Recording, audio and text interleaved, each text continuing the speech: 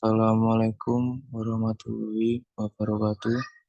Perkenalkan, nama saya Krisna Setiawan, NIM 2021-2048. Saya akan mempresentasikan materi pajak bumi dan bangunan rumah susun. Pengertian pajak bumi dan bangunan. Bumi dan bangunan adalah pungutan yang harus dibayar atas keberadaan bumi dan bangunan yang memberikan manfaat dan status sosial ekonomi bagi seseorang atau badan yang mempunyai hak atau mendapatkan manfaatnya. Pengertian rumah susun. Rumah susun adalah bentuk hunian vertikal yang terdiri dari beberapa lantai atau blok yang memiliki unit-unit hunian seperti apartemen atau kondominium. Tiap lantai atau blok dapat memiliki beberapa unit hunian yang biasanya lebih kecil dibandingkan dengan rumah-rumah pada umumnya. Rumah susun seringkali dibangun untuk memaksimalkan pemanfaatan lahan di daerah perkotaan, mana ketersediaan lahan terbatas. Rumah susun menyediakan tempat tinggal bagi banyak orang dalam suatu bangunan, menciptakan efisiensi penggunaan lahan, dan memenuhi kebutuhan perumahan di kota-kota padat penduduk. Dasar hukum Undang-Undang Pajak Bumi dan Bangunan. Yang pertama, Undang-Undang Nomor 12 Tahun 1994 tentang Perusahaan atas Undang-Undang UU Nomor 12 Tahun 1985 terkait pajak bumi dan bangunan yang mengatur semua tentang pungutan atas pajak bumi dan bangunan.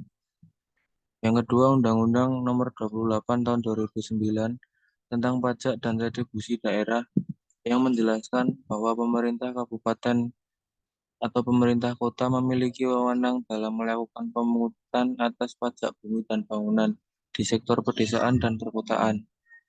Bahwa pemerintah atau pusat memiliki wewenang terhadap sektor pertambangan, perhutanan, dan perkebunan. Subjek dan objek pajak. Objek pajak. Satu, orang pribadi atau badan yang mempunyai hak atas bumi. Dua, orang pribadi atau badan yang memperoleh manfaat atas bumi. Tiga, orang pribadi atau badan yang memiliki dan menguasai bangunan. Empat, orang pribadi atau badan yang memperoleh manfaat atas bangunan. Objek bumi.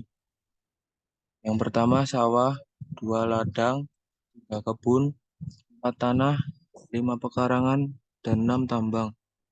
Objek bangunan. Yang pertama rumah susun, bangunan usaha, gedung bertingkat, pusat pembelanjaan, pagar mewah, kolam renang. Pengecualian objek pajak. Satu, digunakan untuk melayani kepentingan umum dan tidak mencari keuntungan, antara lain bidang ibadah, contoh masjid, gereja, vihara, di bidang kesehatan, contoh rumah sakit, di bidang pendidikan, contoh madrasah pesantren, di bidang kebudayaan nasional, seperti museum atau candi, di bidang sosial, panti asuhan. Yang kedua, digunakan untuk kuburan, peninggalan purbakala atau yang sejenis dengan itu. Merupakan hutan lindung, hutan suaka alam, hutan wisata, taman nasional, tanah pengembalaan yang dikuasai oleh desa, dan tanah negara yang belum dibebani suatu hak. 4. Digunakan oleh diplomat konsultan berdasarkan perlakuan timbal balik. Yang kelima, digunakan oleh badan atau perwakilan organisasi internasional yang ditentukan oleh Menteri Keuangan. Hak bagi wajib pajak. Memperoleh SPOP secara gratis pada setiap kantor pelayanan PBB, kas penyuluhan pajak, atau tempat lain yang ditunjuk. SPOP merupakan surat yang digunakan oleh wajib pajak melaporkan data objek pajak menurut ketentuan Undang-Undang PBB. 2. Memperoleh penjelasan keterangan tentang tata cara pengisian maupun penyampaian kembali SPOP pada kantor pelayanan PBB, kantor penyuluhan pajak. Ketiga, memperoleh tanda terima pengembalian SPOP dari kantor pelayanan PBB. 4. Memperbaiki mengisi ulang SPOP apabila terjadi kesalahan dalam pengisian dengan melampirkan fotokopi bukti yang sah. Yang kelima, menunjukkan orang pihak lain selain pegawai Direktorat Jenderal Pajak dengan surat kuasa khusus bermaterai sebagai kuasa wajib pajak untuk mengisi dan menandatangani SPOP. Yang keenam, mengajukan permohonan tertulis mengenai penundaan penyampaian SPOP sebelum batas waktu dilampau dengan menyebutkan alasan-alasan yang sah. 7. Memperoleh tanda terima SPPT. 8. Memperoleh surat tanda terima setoran atau STIS dan tanda terima sementara atau tes. Yang 9. Mengajukan keberatan dan pengurangan atas pendapatan PBB. Apabila menurut wajib pajak ada yang tidak sesuai antara data seperti NJOP, luas tanah dan atau bangunan pada SPPT yang diterimanya, wajib pajak dapat menunjukkan keberatan ke kantor pelayanan PBB. 10. Memperoleh pengurangan pajak. Jika wajib pajak tidak mampu membayar PBB dengan alasan seperti tidak mampu dan lain sebagainya, dapat memohon pengurangan PBB. Kewajiban wajib pajak. Kewajiban wajib pajak yang terkait dengan pajak bumi dan bangunan diantara lain mendaftarkan objek pajak, mengisi SPOP dengan jelas, benar, dan lengkap, menyampaikan kembali SPOP yang telah diisi wajib pajak ke kantor pelayanan PBB atau kantor penyuluhan pajak setempat paling lambat 30 hari setelah formulir SPOP diterima. 4. Melaporkan perusahaan data objek pajak wajib pajak kepada kantor pelayanan PBB atau kantor penyuluhan pajak setempat dengan cara mengisi SPOP sebagai perbaikan pembetulan SPOP sebelumnya. Sanksi bagi wajib pajak yang lalai. Wajib pajak yang telah menerima surat pemberitahuan pajak terutang atau SPPT, surat ketetapan pajak atau SKP, dan surat tagihan pajak atau STP dari kantor pelayanan PBB atau disampaikan lewat pemerintah daerah harus melunasi tempat waktu di tempat pembayaran yang telah ditentukan dalam SPPT, yaitu Bank Persaji atau kantor pos dan giro. Apabila wajib pajak PBB tidak melunasi pembayaran PBB sesuai dengan batas waktu yang telah ditetapkan, wajib pajak dapat dikenai sanksi denda administrasi sebesar 2% per bulan maksimal selama 24 bulan berturut-turut atau total denda administrasi sebesar 48%. Media memberitahukan pajak yang terutang melewati batas waktu yang telah ditetapkan adalah sebagai surat tagihan pajak atau STP. Jika dalam waktu 30 hari setelah STP terbit belum ada pembayaran, dari pihak wajib pajak dapat diterbitkan surat paksa atau SP. Cara membayar PBB. Dia menggunakan dua cara. Yang pertama, pembayaran via offline dengan cara datangi bank ataupun kantor pos terdekat.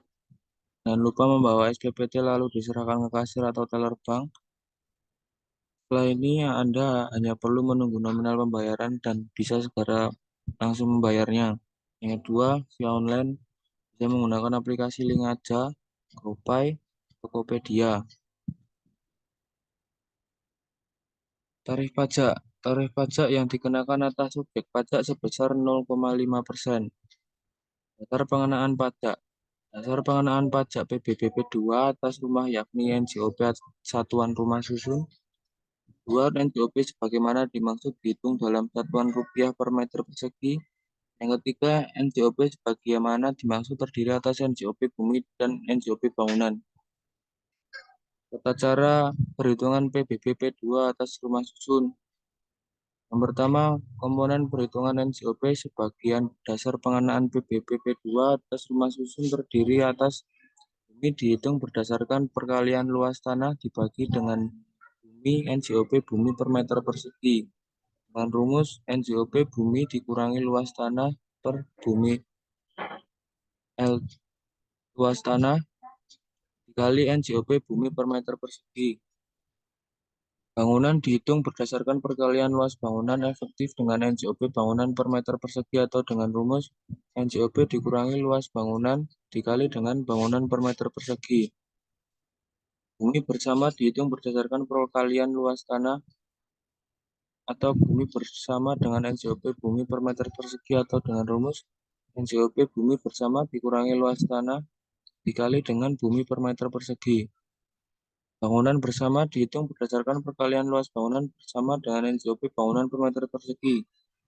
NJOP bangunan dikurangi luas bangunan bersama dikali dengan NJOP bangunan per meter persegi. Berikut contoh kasus. Forum Perumnas mendirikan rumah susun dengan data sebagai data berikut. Luas tanah 7.000 meter persegi, NJOP-nya 394.000 per meter persegi, luas hunian 10.200 meter persegi, bangunan bersama 1.800 meter persegi, bangunan sarana 2.000 meter persegi. NJOP bangunan hunian sebesar 365.000 per meter persegi. Luas bangunan hunian tersebut tipe 21.200 unit. NJOP tanah 7.000 dikali dengan 394.000 sama dengan 2.758.000.000. NJOP bangunan hunian sebesar 10.200 dikali dengan 365.000 sama dengan 3.723.000.000. Bangunan bersama 1.800 dikali 365.000 sama dengan 657 juta. Sarana 2.000 meter persegi dikali dengan 365 sama dengan 730 juta. Jumlah total NJOP bangunan sebesar 5.110 juta.